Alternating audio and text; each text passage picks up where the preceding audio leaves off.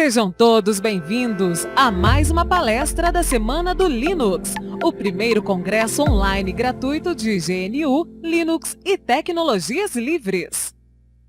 Olá, seja bem-vindo a mais uma palestra da Semana Linux, o primeiro congresso online e gratuito de Linux e tecnologias livres. Aqui quem fala é o William Oliveira e hoje eu vou apresentar um tema que é software livre. Então eu vou mostrar meus trabalhos, os trabalhos de quem desenvolve utilizando software livre no seu dia a dia e mandando bem no que faz. Então, falando um pouquinho sobre mim, eu sou graduado em redes de computadores, sou usuário Linux e amante de software livre. Dedico parte do meu tempo estudando soluções livres e trabalhando com esses softwares. Procuro usar software livre para realizar todas as minhas tarefas diárias e incentivo conhecidos a utilizar soluções livres no dia a dia nos seus computadores. Então vamos começar aqui falando sobre um pouco sobre software livre. Para quem não conhece, para quem é novato, o termo software livre é muito difundido e muito polêmico na internet. Há muitas discussões e brigas entre essa filosofia de software livre e software código aberto, que é open source, né? Mas a diferença entre ambos é só questão de filosofia mesmo, porque os dois têm a mesma ideia de liberar o código para a pessoa estudar, distribuir e fazer as suas modificações. Então vamos falar um pouquinho sobre as liberdades. Quais são essas liberdades?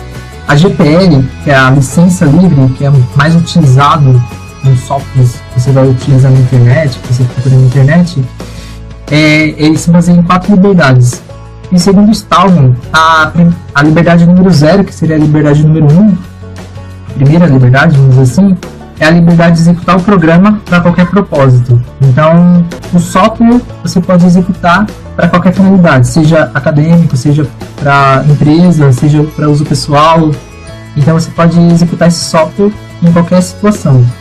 A liberdade número 1 é a liberdade de estudar o programa e como funciona, adaptá-lo para suas necessidades. Então, para você ter acesso a como é feito o programa, você tem que ter acesso ao código-fonte. E o código-fonte, o desenvolvedor vai ter que distribuir esse código para você conseguir adaptar o software para atender suas necessidades. Liberdade número 2 é a liberdade de redistribuir cópias de modo que você possa ajudar o seu próximo. Então a ideia principal do software livre é ajudar o próximo e todo mundo conseguir se ajudar. Então, por exemplo, eu desenvolvo um software e eu quero ajudar esse software a crescer. Então eu pego o código-fonte desse software, faço as modificações e distribuo as modificações ou com um nome diferente, que é muito comum, que é chamado fork.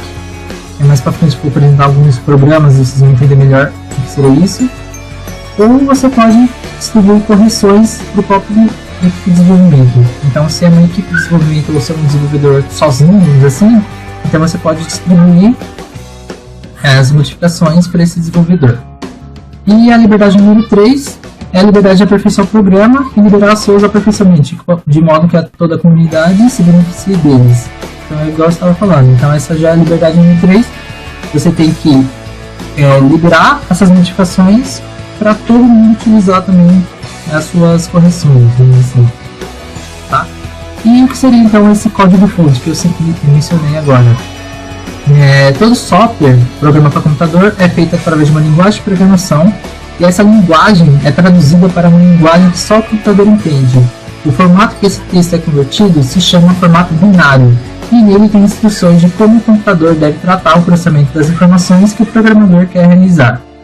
Os arquivos binários não podem ser visualizados por processadores de texto comum, porém podemos visualizar essas informações com softwares que fazem debug do programa. E esse debug, para quem estuda mais um pouco sobre o software, o pessoal consegue fazer engenharia reversa através dessa leitura desse código binário, tá? Então não é uma coisa muito fácil, mas o pessoal consegue ainda decifrar algumas informações e consegue, vamos dizer, hackear o programa.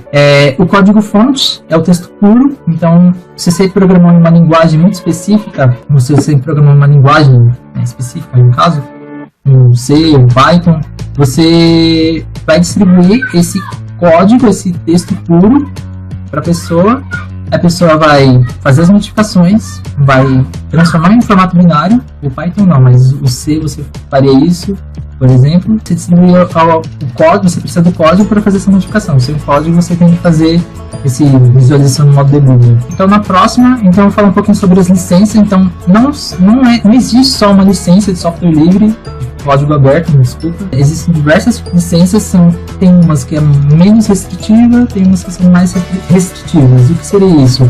Tem umas que você pode distribuir seu software com software proprietário embutido, e tem umas que você não pode coletar o nome da função, por exemplo, no Mozilla. Eu vou falar mais para frente sobre isso, e assim por diante. Então cada uma tem suas especificações. A mais conhecida é o GPL, mas temos a licença MIT, BSD, Apache, a Creative Commons, que é a música que está tocando agora no fundo, licenciado nessa licença, o MPL, a licença OSI, PHP e essas outras licenças aí. Então eu deixei aqui no slide uma comparação das licenças de código aberto e as licenças livres, tá? Então uma pergunta que todo mundo fala: se software livre é software grátis? Não, tá? A maior parte dos softwares livres são gratuitos, sim. Porém, não está escrito em lugar nenhum que o dono poderá vender esse software. Então, se você desenvolver um software livre, você pode pedir o pagamento para a pessoa fazer o download, mas em momento algum você pode distribuir fechar o código e a pessoa não conseguir estudar. Então, isso aí não é software livre. Então, se você quer vender o software, você vai vender uma solução, vai vender um plugin específico, mas aí você não vai conseguir. Aí você tem que liberar o código-fonte, né? A pessoa vai ter que ver o código-fonte, vai poder estudar e vai conseguir fazer as modificações, tá? Então, a partir do momento que o programador resolveu licenciar o software livre, software código livre, ele deverá distribuir uma cópia do código-fonte do software para o usuário que está utilizando. Scripts, temas de sites normalmente são pagos. Coloquei até um exemplo aqui, porém, depois do pagamento, o desenvolvedor pode entregar o código-fonte para o computador. Então, por exemplo, você é desenvolvedor web e você vai precisar de um tema. Esse tema você pode adquirir comprando o tema. Normalmente ele tem uma versão free e uma versão paga. Você pode pagar por essa versão, que você pode distribuir em diversos sites. Aí normalmente o que vem mais plugins, mais complementos, né? E vem código-fonte que você vai conseguir modificar todinho para distribuir do jeito que você precisa, tá? E normalmente quando você compra essa licença, você pode redistribuir aquele código cobrando também, tá? Aí tem umas restrições, umas peculiaridades sobre o GPL. É um assunto muito polêmico, então eu não vou ficar falando sobre ele. Então, mas por que então pagar por esse software livre? Como eu falei, a maior parte dos software livres são feitos trabalho voluntário em todo o planeta. E esse trabalho não é financiado por nenhuma empresa. Na maioria dos casos, nenhuma empresa financia esses projetos. Então, nesse caso, doações são sempre bem-vindas para ajudar a comunidade através do software a crescer. Como ele é empresarial, normalmente você tem a parte do suporte. Então, nada melhor do que a própria empresa que desenvolveu o software dar suporte do software que ela desenvolveu, não é? Então, aí você paga pelo suporte, aí depende do plano de contratação, mas aí você não paga pelo software, você paga pelo suporte, tá? E esses plugins, por exemplo, você vai ter um software dentro da sua empresa e você precisa de um recurso muito específico, e você manda uma solicitação, você vê se o próprio software tem esse plugin, você compra esse plugin à parte. Então, normalmente nas versões de softwares para esse tipo de público, você pode comprar esses aditivos, esses complementos, tá? Por exemplo, aqui eu coloquei uma empresa, a Digio, por exemplo, tem um software livre chamado Asterisk. Esse software é gratuito e está disponível em diversas distribuições Linux. Porém, eles vendem uma solução de software com hardware homologado para funcionar 100% com a solução VoIP. E além de placas com garantia de funcionalidade. Então, além do software, a Digio, ela distribui o hardware também. Então você compra um conjunto e compra até placas licenciadas para aquele hardware. Então você compra um pacote completo e você tem garantia que aquela placa vai funcionar no seu servidorzinho. Então aqui é um esclarecimento freeware não é software livre. O que muitas pessoas sabem é que freeware não são software livres e muito menos código aberto. Freeware são programas que normalmente são gratuitos e podem ser instalados em diversos computadores, porém os desenvolvedores são donos do código-fonte do programa. O software é distribuído somente em formato binário e pode até ter uma comunidade em fóruns na internet sobre o mesmo, porém ninguém está permitido fazer modificações dos softwares e distribuir as modificações. Então, freeware não deixa de ser um software proprietário, tá? Então, nesse slide agora, eu estou colocando aqui exemplo de software livre. Então, temos o Linux, o GIMP, o Inkscape, o Kdenlive, o Audacity, LibreOffice, Blender, Gnome e KDE. Eu vou explicar cada um deles a seguir. Por exemplo, o Linux.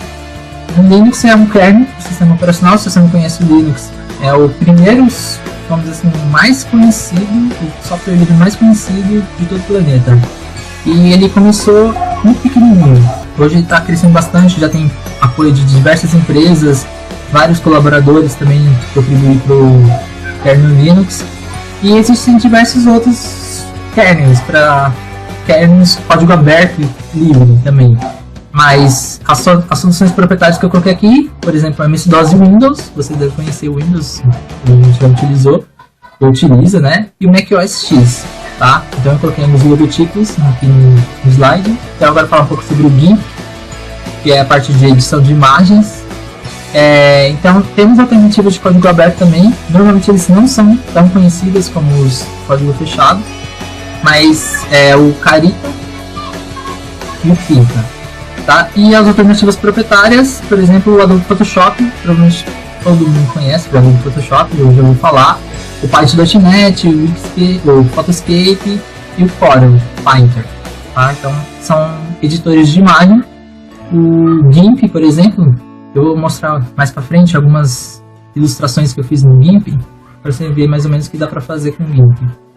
Inclusive tem até no meu canal do YouTube. O Inkscape é um software para fazer desenhos vetoriais. Vetoriais são aqueles desenhos que você pode aumentar, esticar, redirecionar, girar, e ele não perde a qualidade. Então, são desenhos com formas, pode ser um pouco mais simples, ou pode ser um desenho bem complexo.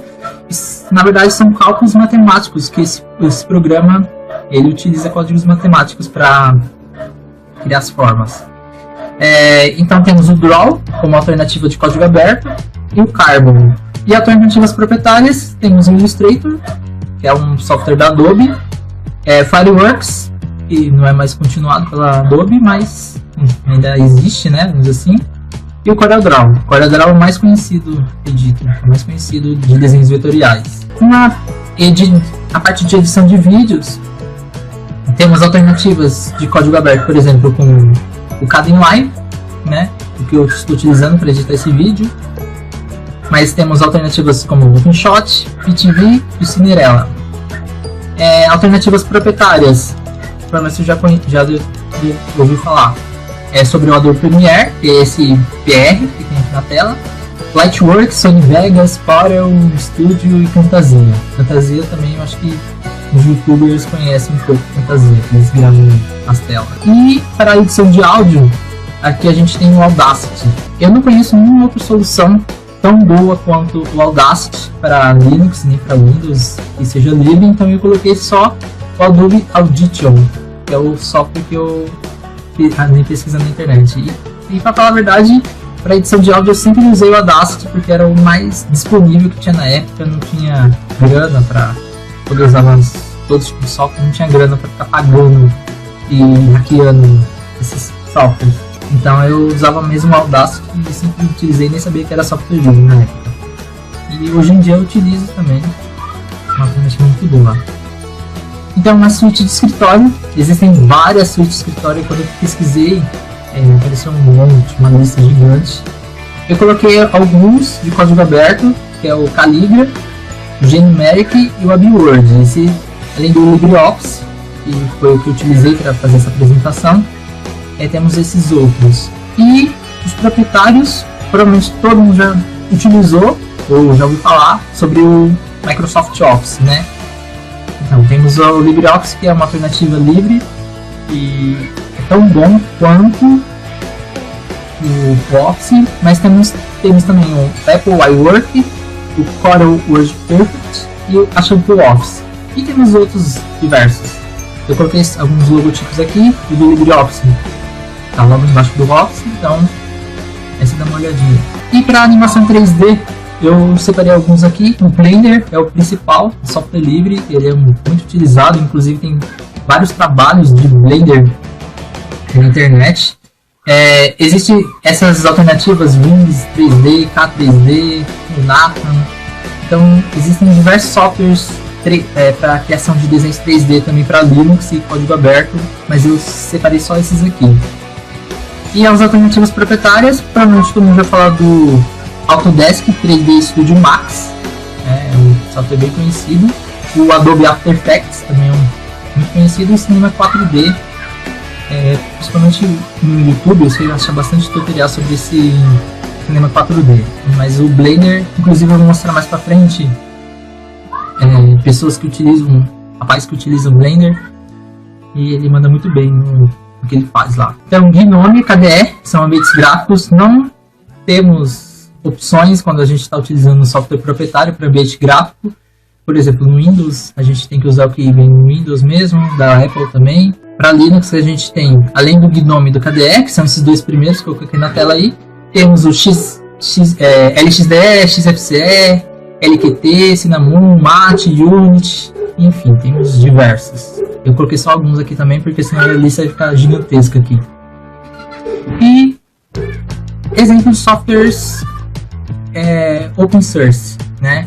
O que seria esses software open source? Eles não utilizam a licença GPL, eles utilizam uma outra licença, mas eles são código aberto também, tá? Por exemplo, o Mozilla Firefox, PHP, Eclipse, Apache e BSD. Então são licenças diferentes do GPL. Normalmente elas são mais permissivas, então eles são mais boazinhas para empresas e para pessoa jurídica, na verdade, assim, né? Não faz muita diferença para o usuário final, mas para grandes corporações faz muita diferença esse tipo de software. E um caso muito específico é o caso da Mozilla, por exemplo, que eu vou citar aqui. A Mozilla, ela reserva todos os direitos de imagem do logotipo e do nome Firefox, por exemplo, Mozilla Firefox. Então, se você for montar um software com base no Firefox, você não vai poder utilizar nem tema, não vai poder utilizar o logotipo do navegador, você não vai conseguir utilizar um nome parecido, então você vai ter que criar um software totalmente diferente. Então aqui eu vou falar um pouco sobre produtividade com software livre, e independente se o software é código aberto ou se o software é livre, eles são boas alternativas. Eu até coloquei aqui não substitutos ao software proprietários. Por que não substitutos? Você não pode pegar um software, por mais que ele não seja livre ou um software livre, e substituir sem fazer um estudo de caso sobre esse software. Então, se for utilizar um software, qualquer software, independente, você tem que ver ele como um alternativo, não como um substituto, a menos que o software faça exatamente o que o outro software faz. E melhor, né? Porque você vai substituir, então o software tem que ter uma outra vantagem. Então, todo software livre e software de código aberto, eles são bons alternativas e não substitutos, tá? Vamos esclarecer isso.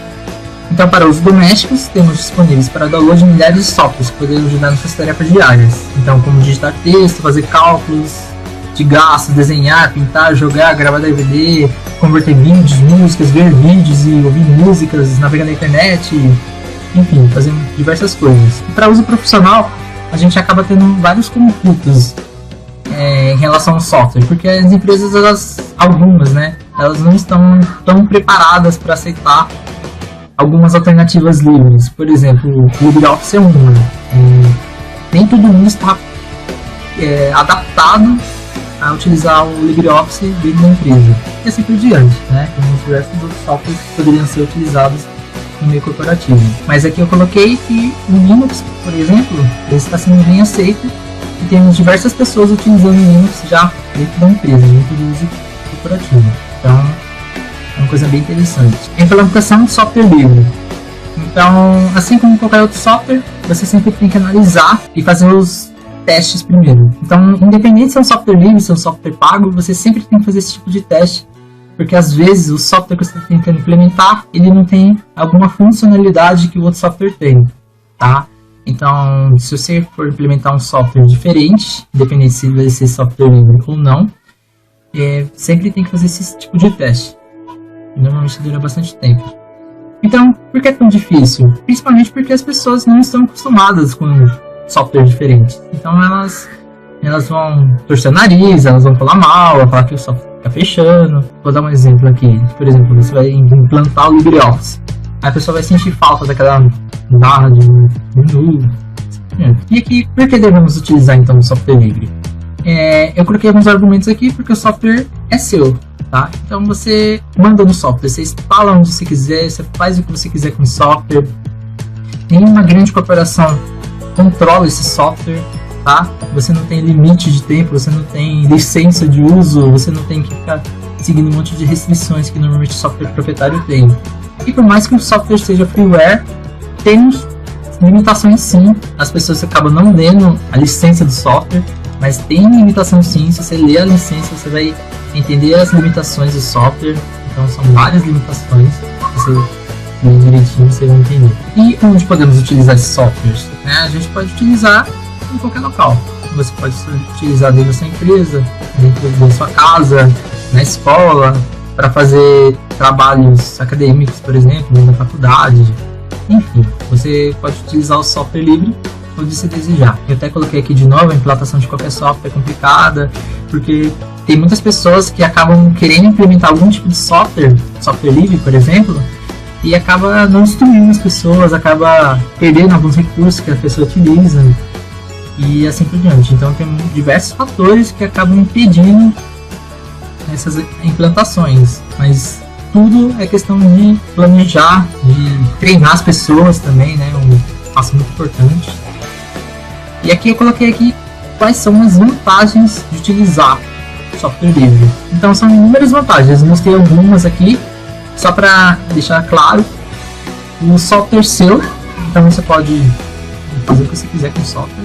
Você pode instalar em diversas máquinas, usar para diversos fins, estudar, compartilhar conhecimento. Normalmente o software livre é mais padronizado, né? É bem documentado, principalmente o LibreOffice, que eu estudo bastante sobre ele. Eu vejo bastante documentação, bastante tutorial, bastante a comunidade ajudando, entendeu? Então é bem documentado, então essa parte da comunidade também ajudando é super importante. Você acha diversos materiais, diversos vídeos, você acaba não ficando na mão, a menos que o software não faça o que você queira, você não vai acabar ficando na mão. E a personalização é opcional, então se você quiser modificar o software, você pode modificar o software do jeito que você achar interessante.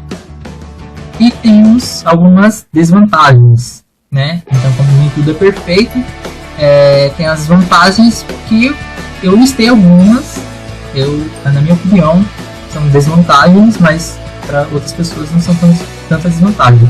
Por exemplo, a interface. A interface de alguns softwares livres deixa a desejar, por mais que tenham pessoas que falem, mas é grátis, eu vou usar.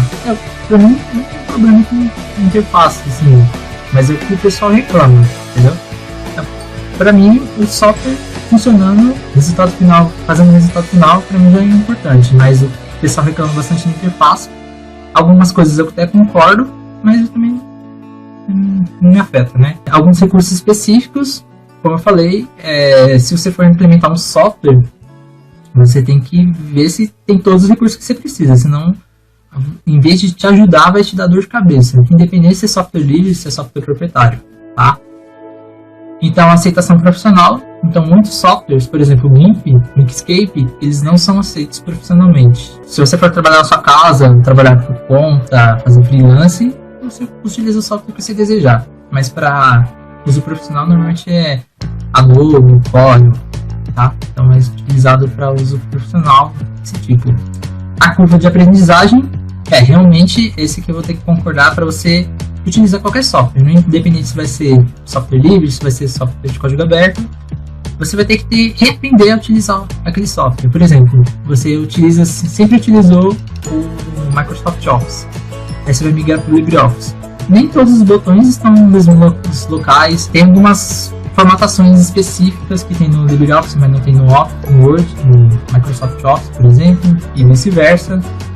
Algumas jeitos de configurar tabela, jeito de colocar imagens, essas coisas. E temos algumas incompatibilidades com drivers, né? Principalmente as placas proprietárias de vídeo, driver proprietário, você tem que testar alguma coisa proprietária no seu computador. Inclusive, eu estava vendo até um podcast falando sobre isso.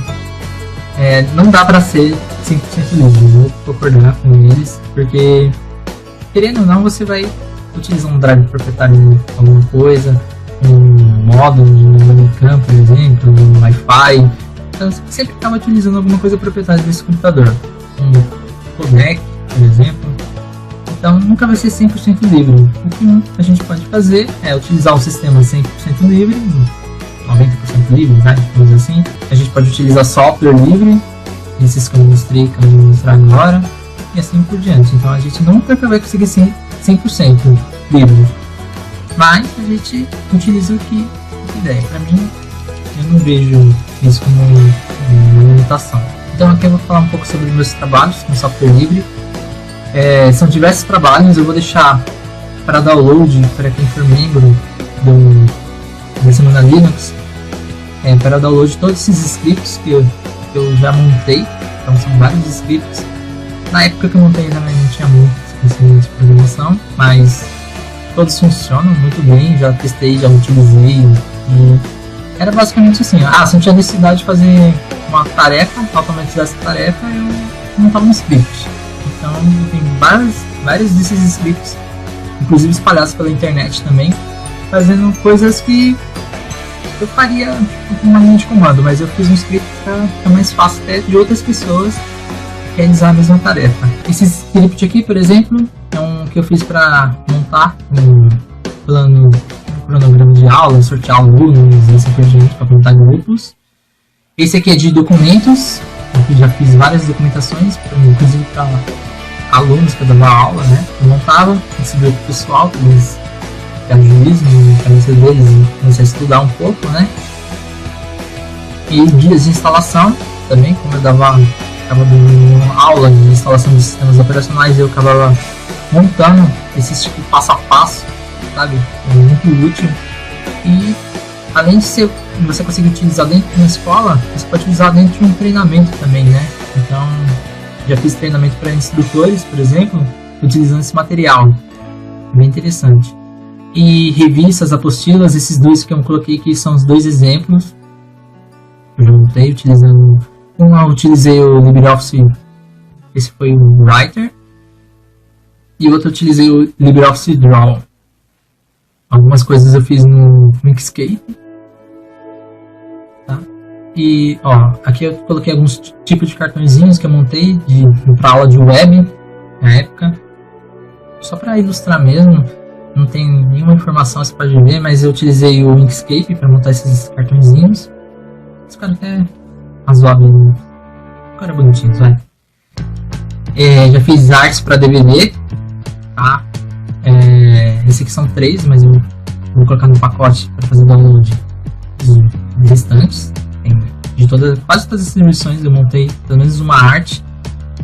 Se você pegar o código fonte não, o arquivo SVG, você vai conseguir editar as informações que estão aqui. Já montei logotipo também, vários logotipos, são 2 logotipos que eu montei, 3 logotipos. Então eu já montei diversos logotipos, até do meu site, que eu vou colocar no finalzinho do vídeo. Eu já montei o logotipo. E eu montei tudo com Inkscape mesmo. Esse calendário, uma vez uma senhora pediu para montar um calendário para ela distribuir para os clientes dela. E eu acabei montando esse aí. Eu utilizei o Inkscape para montar esse calendário, e as fotos eu peguei na internet, né? E eu vou mostrar aqui alguns casos de sucesso utilizando software livre. Se eu conseguir montar tudo aquilo ali utilizando software livre, então tem pessoas que utilizam muito mais da criatividade, dos recursos do software para montar trabalhos no software livre. Então, aqui eu vou mostrar o caso do Cícero Moraes e o Paulo Miyamoto. Eu deixei o Facebook deles aí, o site deles, na verdade, desculpa. O software que ele utiliza é o Blender e o trabalho dele é reconstrução facial. Então eu fiz uma breve resumo. Todas as informações que eu coloquei aqui no slide eu peguei na internet, tá? Então se tiver alguma informação divergente, por favor me informar que aí eu vou dar uma corrigida. O Cícero Moraes e o Paulo Miyamoto utilizam o software Blender para realizar construções faciais de restos mortais de pessoas. Então eles pegam, já vi uma reportagem que eles pegam os ossos, né, do rosto da pessoa, do santo no caso, né, e eles montam a face da pessoa, como ela seria se ela tivesse tirado uma foto, né. Então, além dessas reconstruções faciais, a dupla já montou próteses para animais. Então, se você assistir TV aberta, você vai ver o caso do Tucano Zeca, do Jabuti Fred, que foi um excelente trabalho. Também já fizeram parte dessa reconstrução de faces de santo. Deram palestras nacionais e internacionais na área de informática, arqueologia, mitologia e antropologia legal. Tá? Então, eu vou deixar aqui alguns trabalhos deles. Então temos aqui o Tucano, o Jabuti e a imagem do santo que eu falei. Tá? Então existe, se você procurar no perfil do Cícero no Facebook, por exemplo, você vê diversas fotos, diversas reportagens, ele compartilha tudo, é bem interessante. Tá? Ele usa o Blender para fazer esses trabalhos. Então eu vou falar aqui um pouquinho sobre o Elias de Carvalho Silveira. Tá? Eu deixei o Facebook dele aí. Ele utiliza o GIMP e o trabalho dele é ilustração profissional. No slide aqui eu deixei alguns onde eu tirei essas informações de como ver sem Photoshop. Então se você tiver interesse, você pode dar uma lidinha, é bem interessante. Tem mais informações do que eu coloquei aqui no slide. Então o Elias, ele trabalha com um GIMP para realizar as ilustrações a nível profissional. Ele é um ilustrador respeitado, desenhista e designer desde 1986. Trabalha para grandes publicações no Brasil com estilo bem demarcado e conhecido pelo público geral. A diferença de Silveira dos outros ilustradores é que, em vez de trabalhar com CorelDRAW, Photoshop ou outros programas profissionais, ele utiliza o GIMP, o programa feito a partir da comunidade colaborativa. Tá? Então, o mesmo GIMP que eu utilizo, ele também utiliza, só que o dele é muito profissional, né? Muito profissional. O cara desenha muito. Então, para ele, a principal vantagem de utilizar software livre é a possibilidade de compartilhar as melhorias do produto. Então, mesmo ele não colaborando efetivamente com o desenvolvimento do software, ele utiliza o software porque ele sabe que o software tem essa vantagem, tem essa característica. Então, você não precisa programar para ajudar o software a crescer. Você pode simplesmente usar o software, se aperfeiçoar no software e mostrar seu trabalho utilizando o software. Tá? Então, não precisa ser o expert de programação para ajudar o software a crescer, para ajudar o software a virar uma grande comunidade. Então, apesar do software escolhido por Silveira conter poucas funcionalidades que o Photoshop oferece, ele diz que todas elas se encaixam no trabalho. Inclusive, certas ilustrações foram mais fáceis de fazer e ficaram mais bonitas do que os resultados semelhantes com o Photoshop. Então, no caso do Silveira aqui, além de ele utilizar o GIMP como software principal, como alternativa, porque ele acha legal essa parte de colaboração, os trabalhos ficam mais bonitos. E eu vou concordar com o cara que é muito mais fácil utilizar o GIMP do que o Photoshop. Porque a primeira vez que eu utilizei, não conseguia nem fazer um rabisco na tela. Eu tinha que desbloquear, tinha que mudar o modo da camada, tinha que fazer um monte de coisa. Eu acabei não gostando. Eu ter bastante aula de Photoshop, mas era aquele jeito, né? Dava uma estudadinha antes, via o que você tinha que montar para depois dar aula, né? Uma coisa bem engraçada. Aqui eu deixei algumas fotos de alguns trabalhos dele. É perfeito, desenha muito, utiliza muito bem o software. E aqui eu falo um pouco sobre programação, humor e desenhos. Do André Noel, é um vídeo de programador. Ele utiliza o Inkscape e ele faz tirinhas de humor da vida de programador. Eu deixei aqui um link também, 2 links na verdade, onde ele mostra que software ele utiliza e um outro falando sobre curiosidades. Então aqui, o André Noel utiliza o software Inkscape para realizar seus trabalhos, tirinha de humor da vida do programador. Ele é mestre em ciência de computação, é programador e usuário Linux desde 2002. É membro oficial da comunidade Ubuntu. Trabalhou por diversos anos em programação e por isso aproveitou a experiência na área, juntando o fato que nunca foi levado muito a sério, e se dedica ao humor e programa para si próprio. Tá? Então, ele monta essas tirinhas, e particularmente algumas são muito engraçadas para quem está na área, né? Tem muita comédia. E recomendo que vocês procurem ele nas redes sociais, procurem ele, o site dele, muito interessante. Eu admiro bastante o trabalho dele.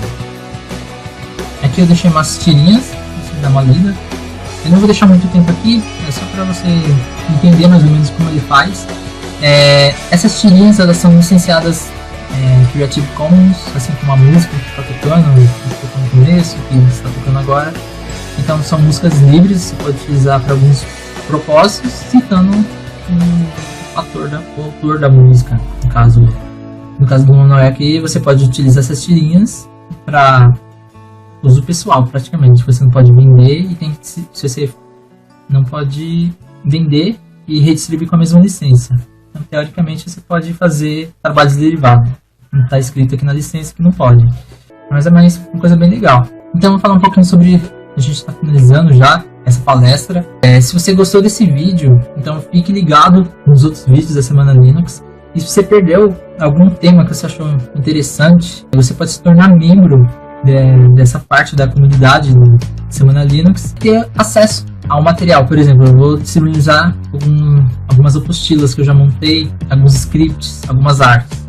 Então, se você teve interesse, você quer ajudar a comunidade da Semana Linux, você pode se tornar membro. Vai ter mais informações no próprio site. Então, você vai ser redirecionado depois para o site, então você pode se tornar membro. Então, como eu falei, você terá acesso a áudio, vídeo e todas as palestras, scripts, links de referência, e você vai ter um certificado de participação também. Tá? Então, isso aqui é bom para quando você estiver fazendo faculdade, para as horas complementares, né? Então, é bem interessante. E parte da arrecadação também será destinada à fundação Dorina Will. Então, eu deixei o site aqui na tela.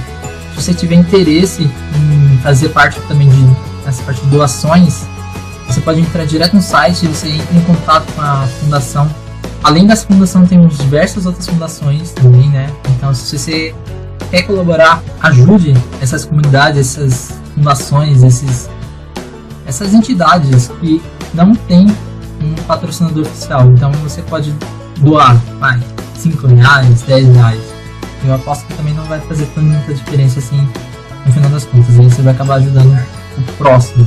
Vai fazer diferença, não vai afetar muito seu bolso, vai fazer muita diferença pro próximo, né?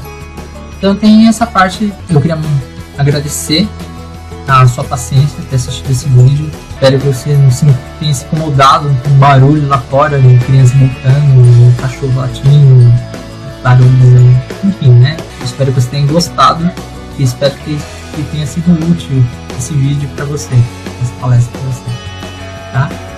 Então eu vou ficar por aqui. Meus contatos estão aí no vídeo.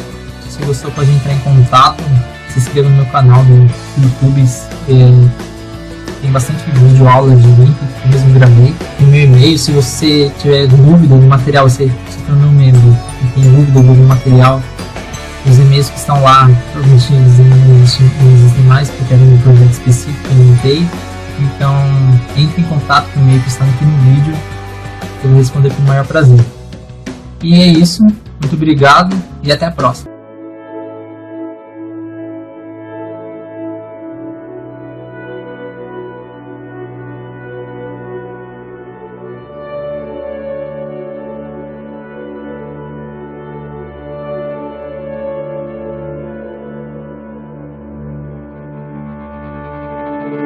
The skies are cold and gray. The storm is on its way. The flat horizon, leafless trees, there's nothing far as you can see out here.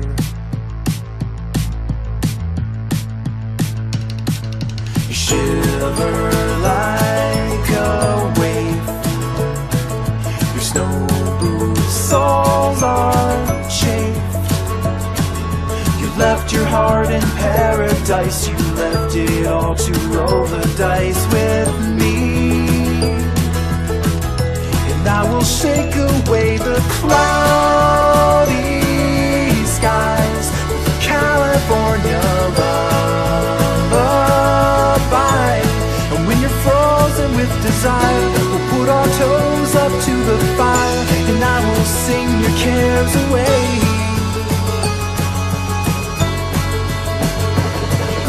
Sand between my toes, your hands beneath my clothes. The memories of golden days when we first met and parted ways too soon.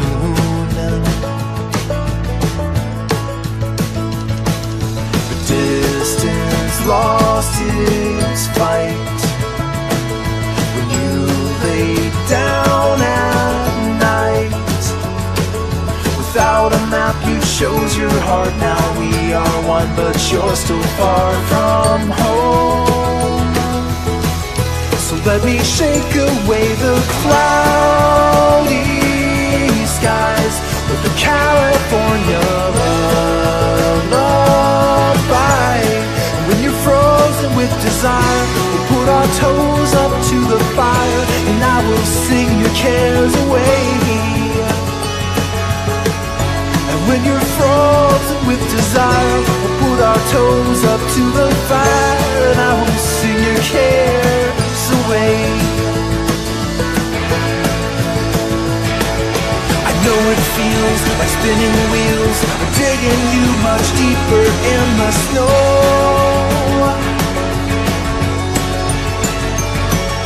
Don't worry, 'cause the winter falls, and you will watch the river start to flow.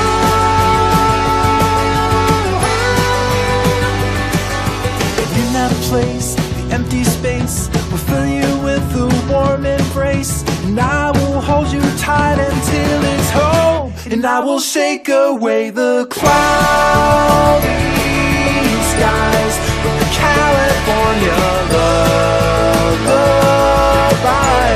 And when you're frozen with desire, we'll put our toes up to the fire, and I will sing your cares away. So let me take you back to paradise. All you gotta do is close your eyes. And when you're frozen with desire, we'll put our toes up to the